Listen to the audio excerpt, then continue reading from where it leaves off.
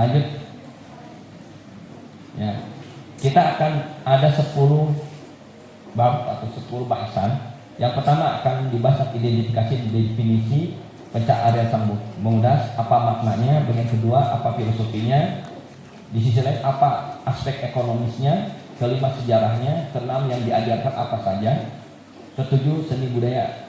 Pencaksilat area sang Banggodas ini juga memiliki seni budaya, olahraga tradisional dan pengobatan alternatif di dalamnya, dan juga bukti-bukti sejarah bahwa pencaksilat aliran sang Banggodas ini memiliki sejarah berkesinambungan. Arti nasab silsilahnya jelas. Bapak belajar gurunya dari mana gitu. Nah ini ada bukti sejarah. Ke-9 penghargaan dan prestasi, ke-10 ada dokumentasi. Baik, kita sampaikan yang pertama identifikasi dan definisi pencak aliran sang Banggodas. Bapak bacakan supaya kalian semua mengetahui. Ya, belajar tapi kalau tidak tahu kan nanti tidak lengkap. Yang pertama, pencak aliran sang Banggodas ini berasal dari turun temurun, yaitu belajar di kakek bapak sendiri yang bernama Raden Sumawinata. Kemudian dikembangkan oleh orang tua bapak yaitu Raden Haji Adam Sarbini. Ya. Dan kemudian sebetulnya Raden Sumawinata itu berasal dari mana belajarnya? Di sini dijelaskan ya. Raden Sumawinata ini belajar dari bapaknya yaitu Raden Ateng Kasar, belajar dari bapaknya Raden Ahmad, Raden Ishak, Raden Koyong, kemudian juga ada Raden Tajul Arifin sampai ke Pangeran Sobiri. Nah, Pangeran Sobiri terkenal karena beliau pahlawan yang berjuang dengan Pangeran Jayakarta ya ketika perang melawan Belanda. Dari Pangeran Sobiri inilah asal usul berkembangnya pencaksilat aliran sang Banggodas. Pangeran Sobiri ini adalah anak dari Sultan Ageng Tirtayasa, ya, Sultan dari Banten. Sultan Tirtayasa ini adalah anak dari yang namanya Sultan Abu Mufakir Abdul Kenari Al-Banteni, Sultan Kenari Banten. Sultan Abu Mufakir ini anak dari Sultan Yusuf atau Syekh Maulana Yusuf dari Banten. Syekh Maulana Yusuf ini putra dari Syekh Maulana Hasanuddin Kesultanan Banten. Syekh Maulana Hasanuddin ini adalah sultan pertama anak dari Syekh Maulana Sari Hidayatullah Kanjeng Sunan Gunung Jati. Sunan Gunung Jati ini atau Syekh Maulana Hidayatullah itu adalah anak dari Nyi Hajah Rara Santang. Nyi Hajah Rara Santang ini adalah anak dari Prabu Siliwangi dan Nyi Hajah Subang Larang. Begitu silsilahnya. Bapak hafal, Bapak keturunan ke-17 mewarisi persilatan ini. Cuma khusus dari Raden Sumawinata tidak boleh diajarkan ke umum dulu itu. Ya, sampai kepada bapak saya yaitu Raden Armam Raden Haji Adam Sarbini diajarkan hanya kepada keluarga saja. Datanya kemudian bukan bapak saja yang punya paguran silat ini. Kakak bapak yang kemudian tinggal di Sumatera Barat punya paguran silat juga, cuma namanya beda. Di sana namanya Maung Lodaya, menjadi guru besar pencaksilat di Sumatera Barat di Alai Timur. Sama kakak bapak pun kemudian membuka pengobatan karena satu turunan. Ya, beruntungnya kakak bapak ini di sana bukan seorang pendidik, beliau ini pegawai PLN, jadi tidak mengorganisir sehingga kemudian tidak diakui Sumatera Barat, hanya pribadi saja. Yang berkembangnya di Jawa Barat di Sukabumi, karena bapak tinggal di Sukabumi, ya akhirnya saya dulu yang memberikan atau mengusulkan hak patennya. Padahal ilmunya sama. Kakak saya ada di Sumatera Barat menjadi juga guru besar paguran silat supaya ada perbedaan. Berbeda judul saja. Di sana namanya Maung Lodaya, di sini namanya Maung Bodas. Oke, jadi satu silsilah. Ini bukti bahwa realnya bukti bahwa bapak ini bukan ciptaan bapak, karangan bapak. Bapak nggak ngarang-ngarang gitu loh. Cuma ada aja modifikasi, inovasi pasti ada. Tapi jelas ini adalah pelajaran turun temurun. Karena kakak bapak pun juga membuka paguran silat buktinya. Karena beliau turun menurun. Tapi perkembangan ke sini tentu ada tambahan-tambahannya ya, tapi intinya sama. Lanjut kemudian yang keduanya, pencak aliran sang Banggodas ini berasal dari kata sang Banggodas. Ada kata sang. Sang itu sebetulnya ada dua makna. Sang itu juga artinya gelar, kehormatan, ya, sang raja gitu ya. Sang itu sebenarnya ada gerak. Tapi sang di sini ada singkatan sebetulnya. Namanya Satria Awi Koneng. Sang itu ya. Kenapa disebut sang Satria Awi Koneng? Karena dulu belajarnya di pohon bambu. Waktu zaman bapak kecil, kakek buyut bapak mengajarkan itu harus tertutup. Jadi ini ilmu rahasia. Bersyukur kalian mempelajarinya. Karena generasi kalian baru terbuka. Jadi ini sifatnya rahasia ilmunya. Hanya tetesan keluarga yang boleh belajar, dan itu tidak berkembang dari orang tua. Orang tua bapak tidak mengajarkan ke umum, hanya ke anaknya. Maka anaknya juga korban silat. Cuma kemudian zaman modern hari ini ya jadi terbuka gitu ya. Sehingga kemudian kalau ditanya sebelumnya nggak pernah ada, karena memang ini hanya untuk keluarga. Makanya dasar saat itu Satria Awi Koneng, karena belajarnya harus dilindungi oleh pohon bambu. Tidak boleh ada yang ingin, tidak boleh ada yang melihat. Ya, jadi bapak dulu belajarnya hanya keluarga saja, berdua aja dengan orang tua dan kakak bapak, belajar bela dirinya, dan tidak boleh terlihat oleh orang lain, dan tidak boleh diketahui karena ini adalah menjaga warisan dari leluhur. Kenapa demikian? Karena belajarnya bukan hanya bela diri, tapi juga belajar ngaji. Juga bukan hanya belajar bela diri, belajar ngaji, tapi juga belajar ilmu pengobatan. Maka kakak saya di Sumatera jadi ahli pengobatan juga, karena sama belajar. Bapak juga jadi terapi pengobatan herbal. Setiap Rabu Kamis bapak praktek. Tapi juga bukan belajar ilmu bela diri, bukan belajar juga ilmu pengobatan, bukan juga belajar ilmu ngaji. Juga di sini ada belajar seni budaya. Ya. Dulu bapak pemain reog, kau tahu reog? Ini orang tua bapak itu dalang, suka reog. Dulu terkenal The Bodor Seo, nah itu salah satunya. Yang kalau dulu ada sekarang udah nggak berkembang lagi. Ini dari budaya udah tahu di Sukabumi nggak adanya. Dulu ayah calon samudra namanya, ayah reog terkenal. Ya. Pak Kusnadi almarhum itu guru saya. Ya Pak Kusnadi yang calon samudra, nah, itu guru seni budaya itu zamannya. Nah sekarang kurang terkenal. Ya. Nah bapak saya itu dalang reog, reog tuh luar. Tung tung tung tung tung tung tung tung tung tung tung tung tung gitu ya. Bapak saya ingat tuh. Nanti setelah muter tung tung tung tung itu baru kemudian maju dalang, ngidung. Hidung itu nyanyi pakai bahasa Sunda. Nah, dulu itu. Sekarang dan ini boleh berita masih ada sudah sudah nggak kedengar itu ya. Nah baik, itu sang Satria Awi Koneng. Nah karena belajarnya di Pondok Koneng dengan maksud agar tersembunyi tidak terlihat orang lain, karena pada waktu itu dipakai untuk bela diri menghadapi penjajah. Kemudian kata Menggodas karena jurusnya mengambil dari gerakan jurus harimau. Ya salah satunya. Tapi bukan jurus harimau saja. Ini saya kasih tahu kepada anak-anak sekalian. Menggodas itu belajar jurus yang lain. Contoh, bapak belajar jurus namanya jurus badak. Bapak belajar jurus kidang kencana.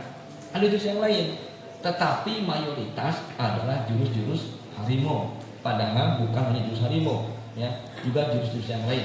Ini dipahami. Ini ada unik, ya. Tapi bapak nggak ngajarin kepada kalian, kecuali kalian bersungguh-sungguh. Ada jurus yang lain, yang jurus badak. Ini jurus yang menyebabkan kita tahan pukul, kuat, seperti kulit badak, ya. Itu diuji, dijajal nanti kehebatannya. Namanya itu jurus badak. Kalau jurus kidang kencana, jurus namanya napak sancang. Jadi bagaimana kita bisa gesit, lincah, larinya bisa cepat, ya, pukulannya bisa tidak terlihat karena kecepatan yang tinggi. Nah itu jurus namanya kidang kencana. Itu diajarkan, tapi di sini lebih kepada umumnya jurus harimau. Maka pencak ilmu das memiliki jurus inti, yaitu jurus mau kebek, jurus pancakinanti, dan jurus golok kalapetok. Nanti kita jelaskan itu masing-masing. Lanjut. Sekarang kita jelas jurus mau kebet. Ya, apa itu jurus mau kebet? Ya jelaskan. Artinya mau kebet itu, mau itu harimau, menggambarkan kekuatan. Kebet itu dari bahasa Sunda namanya sakebet. Sakebetnya salembar, tipis. Dulu masa kebetnya salembar, tipis itunya. Ini mau kebet artinya kekuatan yang dekat. Maka jurusnya pendek. Tapi makna lebih lanjutnya adalah ilmu yang bisa mendekatkan diri kepada Sang Maha Pencipta Gusti Allah, ya, yaitu seperti harimau kuatnya. Maka mau kebet kuat deketi kepada Allah, sehingga mau kebet itulah jurus yang bisa kuat kalau kita dekat kepada Allah. Nah itu namanya jurus mau kebet. Maka jurusnya itu sambil berzikir, ya kan? Ini jurus mau kebet. Ya. Bagaimana metode jurusnya? Ini sangat mudah Bapak jelaskan. Ciri jurus mau kebet itu ada 3. Mengambil dari surat Al-Imran ayat 154. Bunyinya bagaimana? Bismillahirrahmanirrahim. Wal takum minkum ummatu yad'una ila khair wa ya'muruna bil ma'ruf wa yanhauna 'anil munkar wa ulaika humul muflihun. Artinya, apakah kalian tahu ada sekelompok yang beruntung? Siapakah yang beruntung itu? Adalah orang yang menyampaikan, menyampaikan kebaikan. Satu. Dua, orang yang beruntung adalah orang yang mengajak berbuat baik. Tiga, orang yang beruntung itu orang yang mencegah kepada kemungkaran.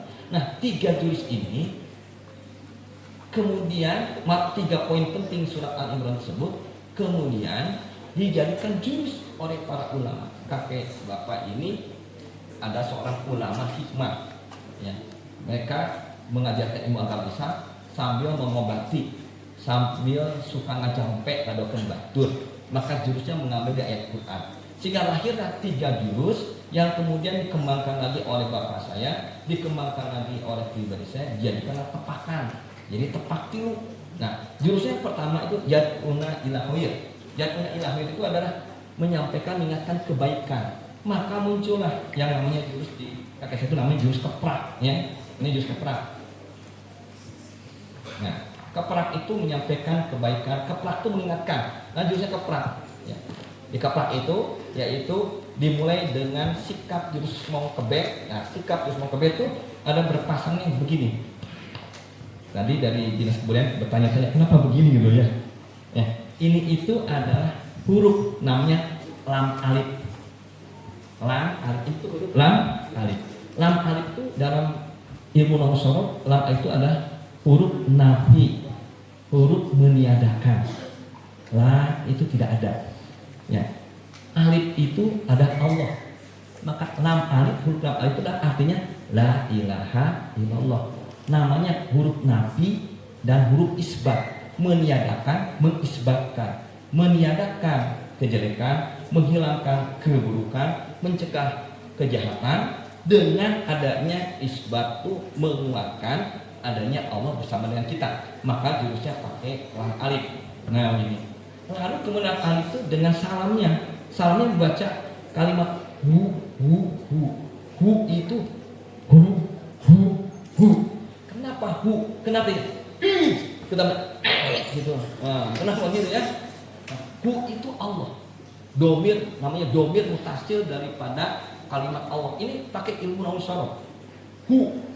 Allah terdiri dari huruf alif, lam, ha 4. Alif kalau ditiadakan tetap jadi lillah. Huruf Allah sama pencipta. Kemudian alifnya dihilangkan, di lillah. Lillah itu lamnya itu lam jar.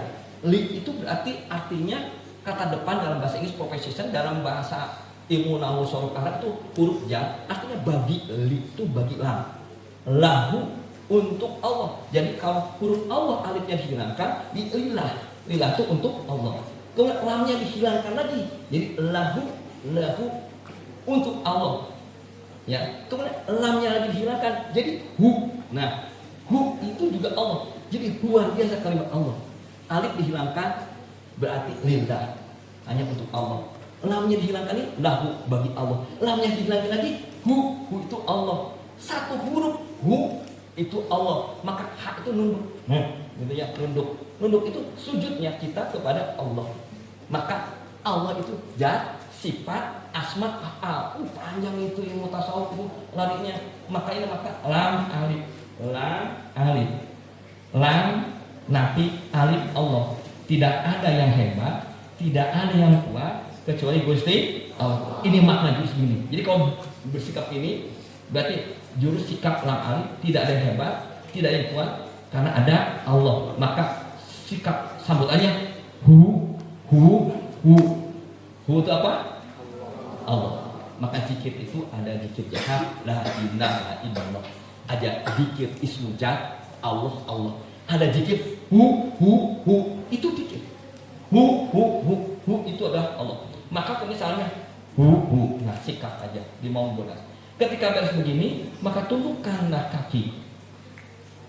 Ya, hormat ke bumi karena tanah menciptakan, tanah unsur terciptanya manusia. Salam, karena Islam itu damai. Maka dalam membuka paguyuban sambudas harus mengucapkan Assalamualaikum. Ya, Assalamualaikum itu adalah salam sejahtera, salam kebaikan, salam kedamaian untuk kalian semua. Kalian. Assalam dari kata salam, salim. Ya, yusalimu itu bahasa Arabnya. Kalian berarti salam kebaikan untuk kalian semua. Assalamualaikum. Lalu tepuk bumi 3 kali, berarti kita menyatakan diri bahwa kita tercipta dari tanah. Kita itu lemah, tidak punya kekuatan kecuali adanya Allah. Luar biasa kan? Luar biasa ya. Ini masalah dari lam alif dan kita hormat. Assalamualaikum warahmatullahi wabarakatuh. Siap. Nah, baru 3 jurus inti dari gerakan mau kebet, mau buat kebet sakebet, kuat karena dekat kepada Allah. Gerakan pertama yaduna ila khair, keprak. Keprak ingat kan? Keprak. Nah, bisa. Ingatan, hei tong mabok, hei tong judi, hei tong ngabadung, hei entong jadi garong, hei entong sok berkhianat, hei entong gibah, hei entong fitnah. Keprak. Tarik. Ya, jurus pertama yaduna ila khair, keprak. Kedua, wayak murah bil ma'ruf, ajak berbuat baik, ajak itu tarik, keprak, tarik. Hei, kamu berbuat baik. Setelah itu kemudian apa? Setelah wayak murah bil ma'ruf, wayan hauna anil munkar. Cegah itu kunci. Nah, kunci gitu. Maka inilah disebut dengan jurus mau kebet 3 gerakan. Keprak, tarik, kunci. Keprak, tarik, kunci. Oke. Udah gitu, di kendangan pakai musik tepat 3. Coba musik tepat 3. Satu keprak, tarik. Oke.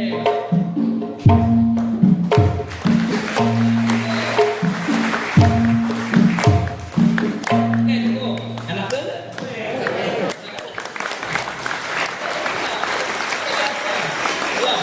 Jadi Anda harus tahu, kalau Anda belajar karate, taekwondo, itu bagus untuk bela diri, bagus, nggak ada jelek. Cuma nggak ada nilai seni budaya, nggak ada seni mulai budaya. Tapi kalau pencaksilat mulai kekuatan hebat, ya luar biasa sekali, ya. Jadi 3 hal tadi, kepak, tarik, kunci. Kita buktikan dengan membela diri. Ada satu orang di sini. Mana contoh? Jurus mau kebet. Ada yang pegang? Ini Anda harus tahu supaya ada cinta. Jadi jangan anggap silat mah kampungan, silat mah hanya. Ini bukan bela diri, tapi ini belajar ngaji. Anda belajar pencaksilat, belajar ilmu sorok, belajar Quran, ya, belajar hadis, rosok, ya, belajar filosofi ke depan Pak. Oke, kamu ukur bapak pakai jurus ini, ukur lurus, keprak. Oke, udah kan? Tarik, kunci. Nah, gitu ya. Ya, berkembang juga. Sama, keprak, tarik, kunci. Oke, kamu depan. Pukul bapak terus ke muka. Pukul. Nah, ini tuliskan. Keprak. Oke, tarik, kunci. Wih.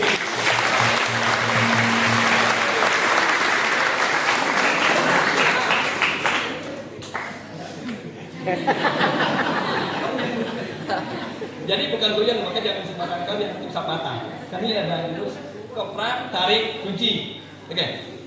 Ada pelan aja. Pukul bapak, pukul keprak. Ya, kayak kan keprak tadi. Tarik dikit. Tarik. Kunci.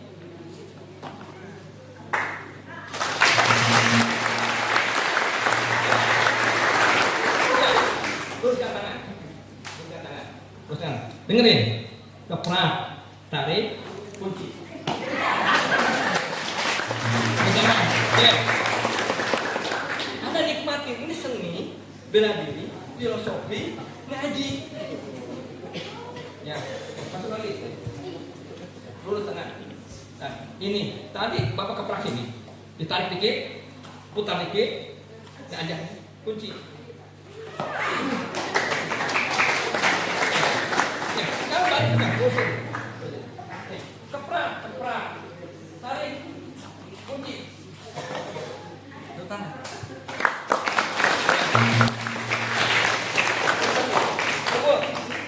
Nah, tadi dari sini. Ada di sini. Oke. Pukul dari sini. Nah, oke. Terus keprak. Nah, 1 2 3 4. Bisa. Oke. Tapi itu sudah. Keprak, tarik, kunci.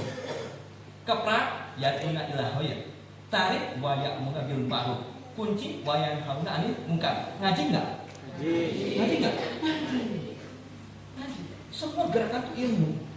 Gerakan ilmu. Oke, nanti tulisannya tadi udah 1 2 3 4. Ya.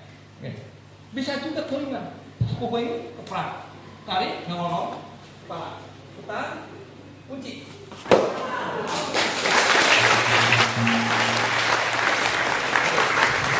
Silakan ulang. Itu mau tebet. Mau tebet.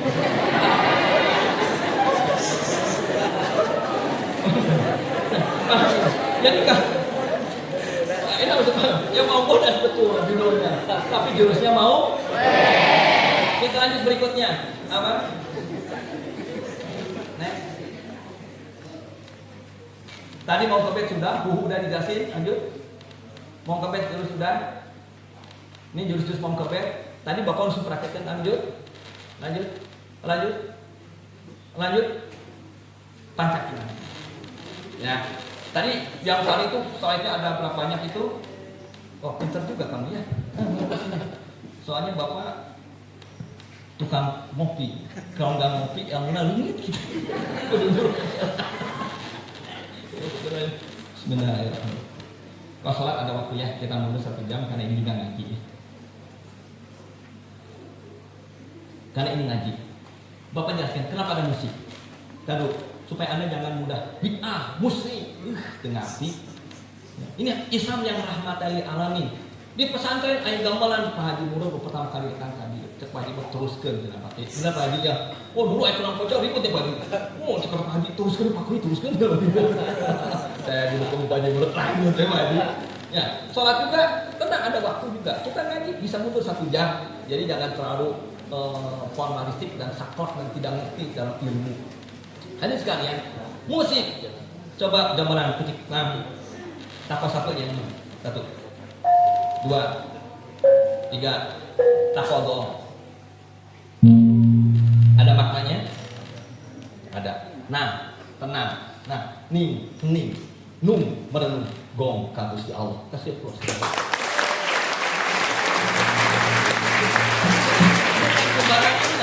Bukan sembarangan. Ini yang membuat para wali.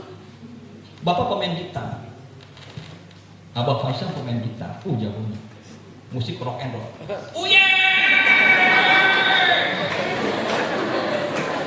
Pak, mau tapi nak uye. Ya, dengar.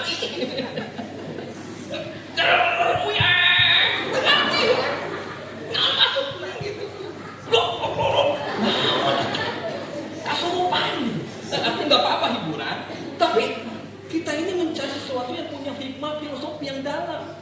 Kira-kira, maunya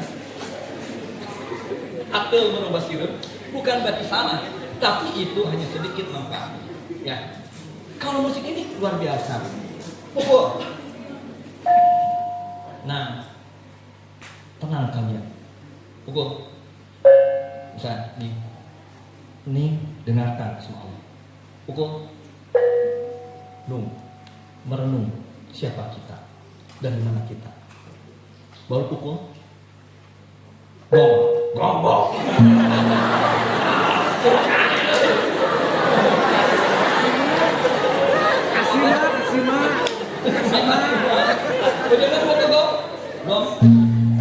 Gong teh kanu maha. Sekarang ada kendang. Ya, itu gamelan. Kendang cok kendang ini apa? Bukan ini apa? Bukan kendang apa? Kalau yang gerakan cepat tuh padundung. So padundung.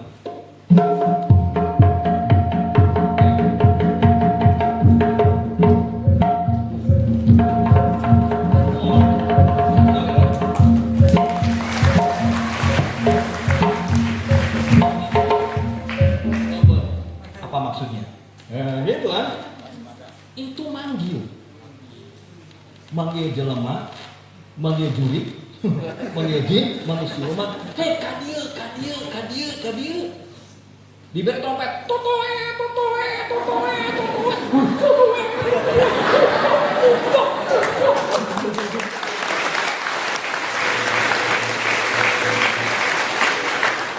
Maka ada beduk.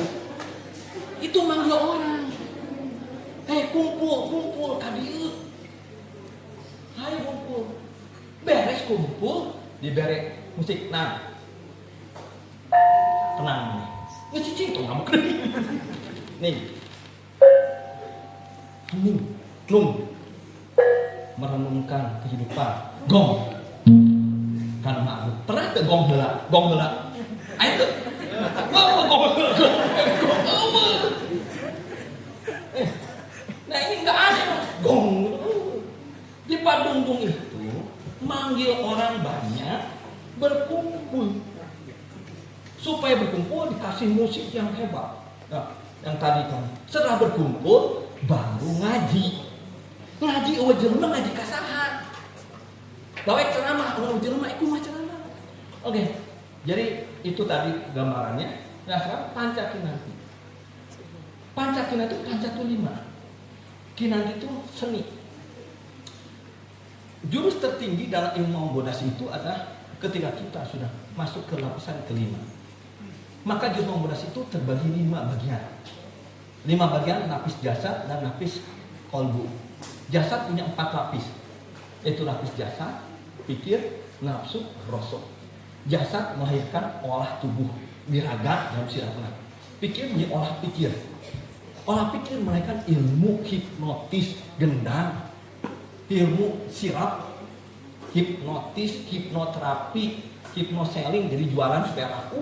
Olah pikir juga melahirkan kekuatan pikir untuk menganalisa, mengkaji, melihat jauh ke depan. Nafsu diolah, nggak boleh dihilangkan. Olah nafsu oleh pernafasan. Rasa namanya ihsan, merasakan adanya Sang Maha Pencipta dalam kehidupan, namanya rasa. Maka dalam ilmu menghodas, untuk anak-anak santri belajar dulu olah tubuh, olah pikir dengan kuliah sekolah, olah nafsu dengan olah pernapasan, dan olah hati, olah rasa, yaitu merasakan adanya Allah dalam kehidupan, cinta kepada dunia karena cintanya kepada Allah. Itu 4 lapis. Baru yang kelima adalah ilmu tertinggi, yaitu lapis kelima dalam diri kita, namanya olah kolbu. Di kolbu ada 3 lapis. Lapis pertama, ruh diri kita. Siapa diri kita? Siapa kita teh ini? Ima sirah oleh orang. Ya lengan. Orang tuh harus mengenal ruh sejatinya manusia, kata Kanjeng Sunan Gunjati. Maka panca itu pelajaran dari Kanjeng Sunan Gunjati yang berdasarkan hadis Nabi, man arofa nafsahu faqad arafat rabbahu. Siapa yang mengenal dirinya, maka dia mengenal Tuhannya. Bagaimana mengenal Tuhan kita?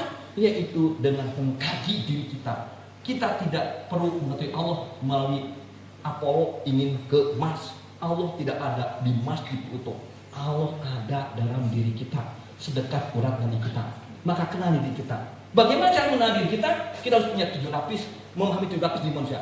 7 lapis terbagi 2, lapis jasad, lapis ruh kita. Lapis jasad tadi 4. Yaitu jasad, pikir, nafsu, rasa. Lapis ruh kita, goib kita ada 3. Ruh sejati kita, Nur Muhammad, Nurullah. 7 lapis. Maka sirat mengajarkan 5 bagian, 5 lapis. Disebut panca kinanti. Apa kinanti? Kidung seni. Bagaimana mengajar kita dengan seni dan keindahan. Maka muncullah jurus panca kinanti, namanya jurus 5. Jurus 5 ini gambarkan dengan kalimat ka, ha, ya, ain, sod. Kuncinya ka, ha, ya, ain, sod. Kemudian para wali disebut ilmunya papat kalimat panca. Nah ini kalau yang mendalami ini hanya luar-luarnya aja. Nanti kalian akan bisa menjadi seorang pengobat. Kalian bisa tahu bagaimana membantu orang dengan 5 ilmu. Maka ilmu ini kemudian diajarkan dengan jurus pendek. Jurus pendek ini adalah orang ini disebut jurus Asmaul Husna, jurus asal. Pasti Abah Faisal, Pak Murad pernah belajar itu. Jurusnya pendek, ya dipanin, ya masuknya.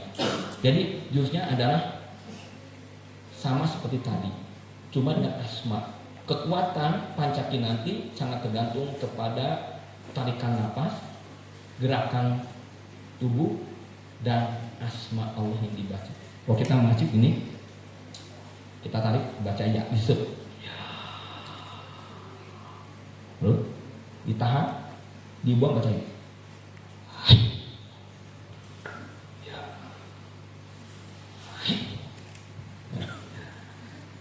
Kenapa di asal? Ustaz, kenapa tidak? Itu bagus, jangan sebut itu bagus. Tapi itu bukan kearifan lokal kita. Jangan sebut jelas. Ini harus kita pelajari juga. Awas, dipelajari. Ini Bruce Lee begini. Bruce Lee terkenal, tapi dia ngangkat karena dia ingin menjatuhkan lawan. Jadi teman suka tanya apa? Mau gitu ya? Silat enggak. Silat enggak ada.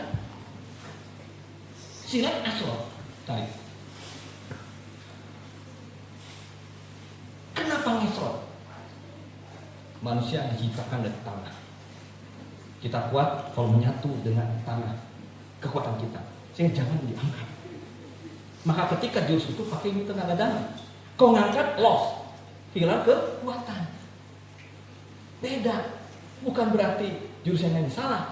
Tapi kita punya filosofi dasar ilmu ngaji. Ya. Jadi kalau belajar Pancasila, jangan ke preman. Jadi tukang ngebacok. Banyak Pancasila, tukang kiai, diajar ilmu ngaji. Mau solok diajar, baca Quran diajar, ilmu pernapasan diajar. Jadi ketika kamu pakai jurus, ya kan?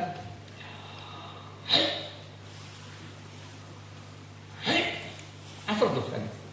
Nah ini jurus engkang-engkang. Tentu, empel. Harus narik. Narik berarti narik kekuatan bumi. Namanya ilmu paku bumi. Maka disebut pakuan. Pakuan apa? Pajajaran. Pada makuan, pada muatkeun, maka teu maku. Kekuatan kuda-kuda dengan maku. Maku. Disebut oleh Bapak engkang-engkang jurusnya. Pakuan, pajajaran, pada sajajar. Namun pada sajajar, sajajar kekuatan lahir dan batin. Maka pakuan, pajajaran. Jurusnya maku. Maku disebut. Nah, dimusikan lebih mana? Sok musik baca kita kumaha.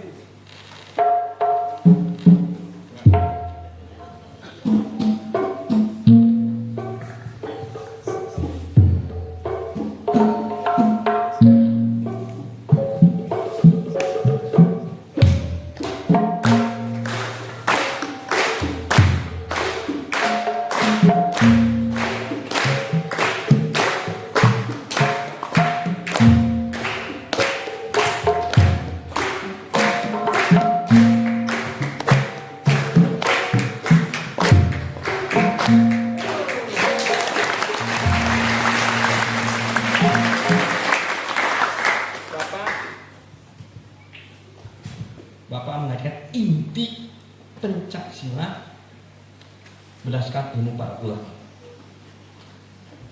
Kalau kalian belajar pencak silat bisa ilmu ulama, dikir semua, tidak ada yang dikir. Tarikan napas dikir, buang napas dikir. Kalau itu yang terjadi, maka akan kekuatan luar biasa. Bapak akan buktikan kekuatan luar biasa nanti akan ada ilustrasikan sebentar. Lanjut, golok karpetok.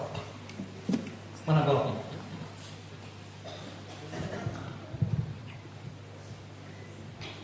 Ini jurus 3 inti sudah Bapak jelaskan ya. Satu kesatuan ya karena korbanan. Golok itu apa? Senjata. Kala itu apa? Kala itu ilmu atau waktu. Petok itu apa? Dekat. Jadi golok apa itu senjata mendekatkan diri kita kepada Allah. Bagaimana mainkannya? Dalam hal ini suruhnya kita pasang ini, lalu kita buka, baca Bismillah, Bismillahirrahmanirrahim. Silakan. Ini terus lama nih. Nah, memainkan jurus dalam praktek itu dengan menggunakan kalimat la ilaha. Dari mana jurusnya? Yaitu dari sejarah Nabi Muhammad SAW dibelah dadanya oleh malaikat Jibril. Nabi diambil, dibalingkan, dibelah dadanya oleh malaikat Jibril. Pasake angkolihi, maka dibelah dan Nabi oleh malaikat Jibril. Lalu apa? Dibersihkan kolbunya dengan asma Allah. Kita pakai ini itu dengan cara ditarik pembicara. Nah, Ini membelah dada. Buka dada kita dengan baca ilaha. La ilaha. kalimat nafi isbat karena tidak ada kehebatan ilaha. Buka. Baru terbukalah kolbu kita, maka masukkan asma Allah ke dalam kolbu. Allah kan yang besar. Allah. Maka menjadi jurus. La ilaha illallah. La ilaha illallah. La ilaha illallah. Jadi jurus ditepakkan, coba tepak.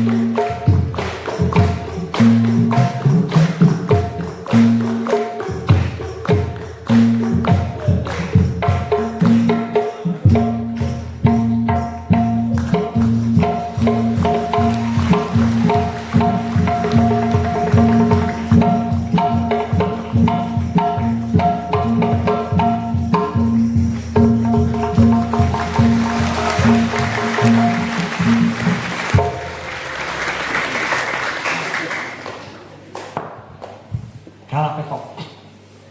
Variasinya banyak. Ada 21 jurus. Minum dulu ya. Maklum. Bapak kalau masih muda, nyibing saja bisa. Bismillah.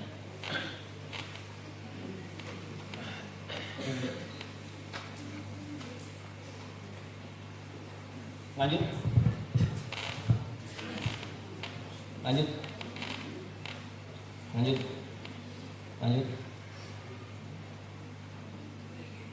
Aspek ekonomi ini penting. Apakah Pancasila secara ekonomi menguntungkan? Hadirin rahimakumullah. Bapak punya murid dari Malaysia, namanya Wak Didi. Silakan searching. Beliau artis di Malaysia, artis laga. Jadi kalian kok ada artis laga main film di Malaysia? Murid Bapak. Ada nilai ekonomis nggak? Ada lah. Bapak punya murid seorang dokter bela diri dari Singapura, namanya Dr. Syekh. Kemarin pesan barang-barang kita hampir berapa dolar ya? Dolar Singapura. Hari ini siswa kita ada di Singapura, belajar mengajar di negara Singapura untuk atlet pencaksilat nasional. Bapak punya murid di Kanada, bolak-balik setiap tahun ke sini. Ada nilai ekonomis? Ada lah, pasti bayar, pasti mengeluarkan uang, pasti hotel nginap. Ya, Bapak punya murid belajar kemarin di rumah, akhirnya pengen bawa teman-temannya, saudaranya, temannya Abu Faisal. Januari ke sini, bulan ini ada festival internasional, namanya workshop pencaksilat internasional setiap bulan ini. Setiap bulan November adalah pencaksilat yang apa? Ya. Ini yang rutin kegiatan kita internasional. Di Turki anak bapak sendiri yang mengembangkannya. Jadi punya nilai ekonomis yang tinggi. Ya. Bapak punya alumni pesantren. Akhirnya sekarang dia buka paduan silat di Cidahu, di Parakan Salak, di Cisaat, megang 5 sekolah. Tanya ke Abah Faisal, kalau melatih silat sama dengan ngajar enggak? Melatih silat 8 jam enggak? Setiap hari enggak? Kira-kira ada nggak melatih silat satu kali latihan 8 jam? Hah? Mabok ya kan? Pingsan udah. Paling banter mati silat berapa jam sehari? 1 jam. Oke, 1 jam. Satu sekolah punya murid 100. 100 bayar iuran 50.000. 50.000 kali 100 berapa? 5 juta. Ngajarnya seminggu 2 kali 8 jam? Itu. Ngajarnya di sekolah seminggu 2 kali. Ngajarnya 1 jam. 2 jam saya ngopi menurutnya. Dari 6 saja. 5 juta satu sekolah. Satu sekolah 5 juta. Seminggu cuma 2 kali. Bandingkan yang PNS. Seminggu 2 kali dengan kantor. Bu, PNS nggak dinten. Berapa jam bu? Mampu 8 jam. Ayam 5 juta gajinya PNS. Iya mah aja. Gawe nah seminggu cuma 2 kali. Ya. Dan 1 kali ngajar cuma paling lama 2 jam yang bolak-balik transport yang ngawangkong. Gajinya 5 juta bu. Buka opat sekolah. Opat sekolah ngajar. Dan seminggu 2 kali kan bisa jadi 3 sampai 4 sekolah ini. Sehari cuma 2 jam. Amun main yang mitik, nah jangan sore. 5 juta kali 4 sekolah, plus 20 juta dengan ngajar cuma 2 jam. Baru saya pernah diperiksa. Kan meriksa. Punya nilai ekonomis? Punya? Udah gitu dikembangkan deh. Dibuat bang main boles, gotong isuk, jadi upacara adat. Punya kepintaran hidung, jadi deh upacara pernikahan. Nyaweran ditambahan deh, parang pintu ditambahan deh. Jadi luar biasa. Anda jangan menganggap Pencaksilat tidak punya nilai ekonomis. Sekarang ada 3 murid saya membuka paburon dan sudah berkeluarga hidup dari pencaksilat. Luar biasa. Ngajar dengan pencaksilat. Bahkan bisa bertani berternak. Lanjut. Sejarahnya lanjut ya Pak. Ini yang diajarkan lapisan jasa. Ada 5 lapis yang diajarkan di PS Mudas. Lapisan jasa mengajarkan engkang-engkang, mau kebet, cakar mau, auman mau, gulungan mau kebet tauhid, pernapasan cipta rasa, jurus papat kelima pancat, jurus kunci 9 asmaul husna. Ini yang diajarkan. Kalau Santi mendengar ini, kalau Anda lulus tidak diajarkan ini, Anda bener tin bodoh, sare baik. Lanjut. Lapisan pikir. Dilatih dengan olah pikir, mulai tafakur, tadabur, muhasabah, dan hipnoterapi dan terapi pengobatan obat herbal. Yang tadi sebenarnya sudah. Bapak ingin menjelaskan. Olah pikir itu bagaimana kita dengan kekuatan gelombang pikir kita yang terkonsentrasi dan fokus bisa menembus alam bawah sadar manusia dan kita bisa mempengaruhinya. Oke. Bagaimana caranya? Saya minta ini olah pikir, latihan pikir. Saya tidak ngomong aja, harus ada bukti. Ya kalau disebut guru besar Sambong Bodas, dia bisa mencak coret tong nyebut guru besar. Pendiri Sambong Bodas, ahli praktek politik hukum, mah bisa merangkul konstruksi. Umur 7 tahun saya sudah berhasil silat. Umur 7 tahun. Ya. Baik, siapa yang badannya gede sini? Depan. Ya, siapa? Oh ya, kamu. Baik orang aku, Japar Tuhun. Oke, berdua aja.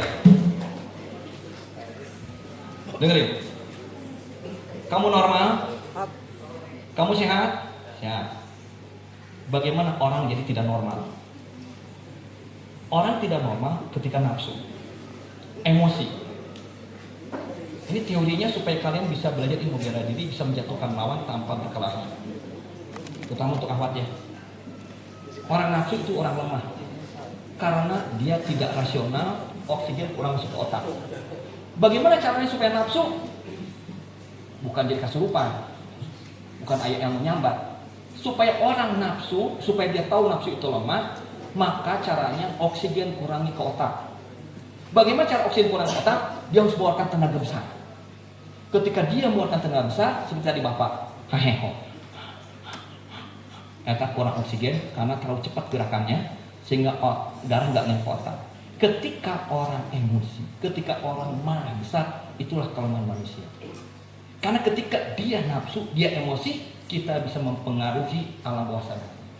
Bagaimana Pak? Bisa dia emosi, kan dia normal. Caranya dia harus mengeluarkan tenaga besar. Tapi bagaimana cara mengeluarkan tenaga besarnya? Maka dia harus menyentuh Bapak. Keluarkan tenaga besar. Kalau dulu waktu bapak masih muda dipukulin bapak nggak apa-apa. Sekarang zaman walat jadinya. Bapak apa? Ya. Sekarang itu dia harus mengeluarkan tenaga besar. Kita punya dua keilmuan, menyarukan tenaga dalam, menyerap tenaga dalam. Bagaimana kita orang mengeluarkan tenaga besar diserap? Ada ilmunya lagi. Ya, menyerap tenaga dalam. Di ilmu sunnah nama ilmu pamukul nafsu. Nah, itu menyerap. Jadi ibu, nah ini ibu di PNS, kalau Pak KDM marah, ibu jangan marah. Serap yang mana? Kayak Pak KDM pas marah langsung gak ada duit, 1 juta, terima kasih. Gara-gara marah nyari 1 juta, begitu. Ya, jangan marah. Ustadz pernah marah-marah ke tukang es, tadi jangan disebutin. Ya, digoblok kebruk tukang es waktu itu. Tapi dia tersenyum, jadi umroh. Itu namanya orang marah dihadapi dengan senyum. Karena kelemahan dalam ilmu bela diri ada orang yang marah, orang yang nafsu, ada orang yang lemah. Bagaimana supaya dia nafsu emosi? Caranya dia harus mengeluarkan tenaga. Kamu push up banyak ya, sering. Kamu depan sini, ini tangan bapak anggap kerupuk. Apa kan? Kamu pencet sekuat-kuatnya, tapi jangan ikutin ya kamu ya, nanti patah. Bapak udah terlatih. Ketika dia mengeluarkan tenaga, lalu ingin mematahkan tangan bapak, patahkan tangan saya sekuat-kuatnya, maka bapak akan menyerap. Semakin dia banyak mengeluarkan tenaga, maka dia semakin terserap energinya. Nah, ini namanya ilmu olah pikir dengan mensugesti pikiran lawan dengan cara bagaimana dia tersugesti kalau dia tidak normal. Bagaimana dia tidak normal? Suruh emosi, suruh marah. Kau marah, dia tidak normal. Siap, keluarin tenaga, kamu normal sekarang. Tapi kalau nanti udah tenaganya puncak, oksigen kurang masuk otak, kamu bisa dipengaruhi. Siap? Oke. Keluarkan tenaga semuanya. Patahkan tangan bapak, patahkan. Oke, yuk, terus, patahkan. Terus. Nah, terus. Yang kuat, terus. Mulai bapak serap ya energi. Terus, tarik nafas. Terus, kamu terus keluarin. Terus. Nempel, terus nempel, dia nempel, tuh udah. Ketika nempel dia nempel, kamu kaku nempel.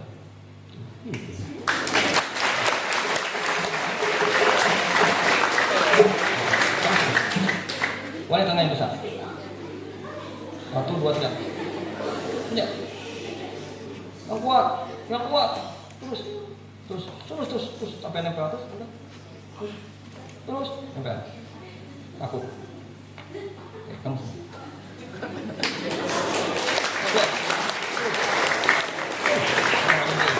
Yang kuat, nempel terus yang kuat. Terus sampai nempel. Terus aku. Nah.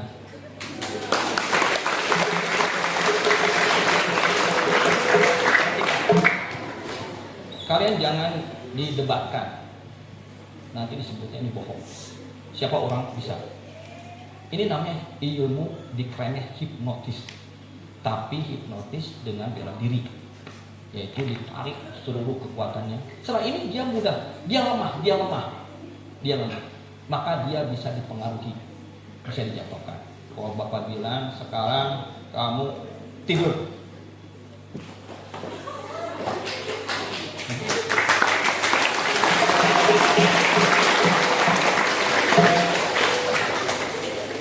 Itu olah pikir diajarkan oleh bapak. Mau belajar itu? Mau? Syaratnya ngaji heula itu ngaji.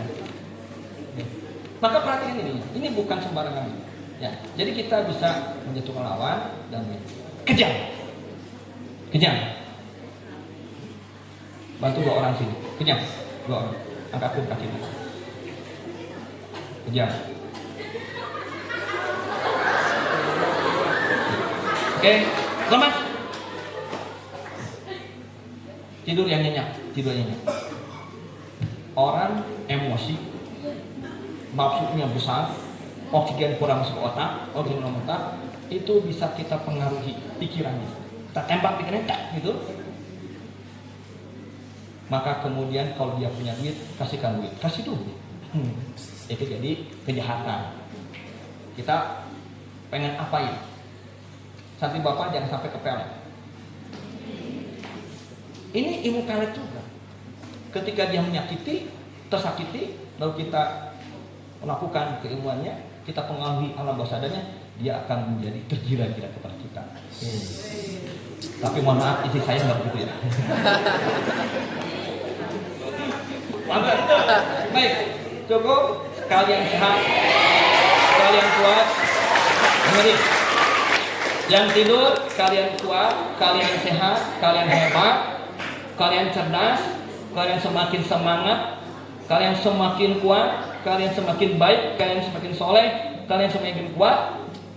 Kalau dibangun oleh Bapak yang tadi lupa tidak ingat apa-apa, Anda nanti makin hebat, semakin kuat, semakin soleh, semakin baik, semakin semangat, kreatif, inovatif. Nanti bangun Anda segar, Anda kuat, dan yang tadi lupa. Oke, bangun.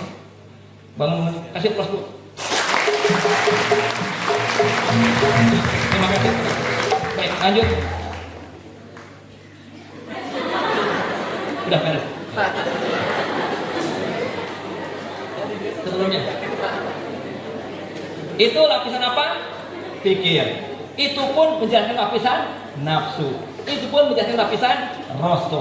Itu yang diajarkan. 3 lapis itu diajarkan dengan ilmu tadi ya. Lanjut.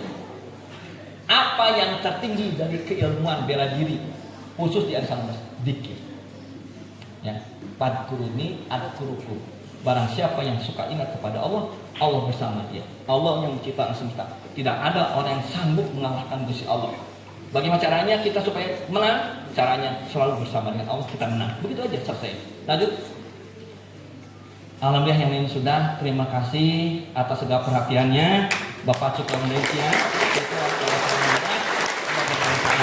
Demikian dari saya, karena tadi Bapak yang agak panjang karena ini menyangkut dengan arisan mudas. Terima kasih kepada pemerintah yang telah memberikan peluang menjelaskan bagaimana aliran salmon mudas.